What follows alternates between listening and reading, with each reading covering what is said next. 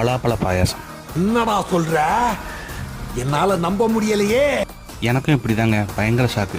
ஆனால் டிஷ்ஷு செம்ம டேஸ்ட்டுங்க. வழக்கமாக செய்கிற பாயாசத்தை விட இந்த ரெசிபி ரொம்ப சிம்பிளுங்க.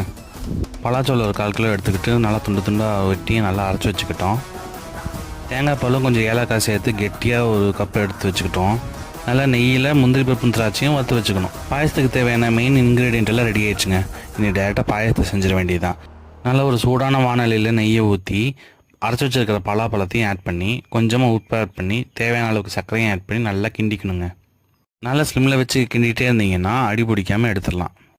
ஒரு 5 நிமிஷத்தில் பலாப்பழமும் நல்லா வெந்து சர்க்கரையும் நல்லா கரைஞ்சோடனே தேவையான அளவுக்கு தேங்காய் பாலை ஊற்றி நல்லா மிக்ஸ் பண்ணிடுங்க. 3 ஒன்று சேர்ந்து கொதிக்கணும். ஒரு கொதி வந்தால் போதுங்க.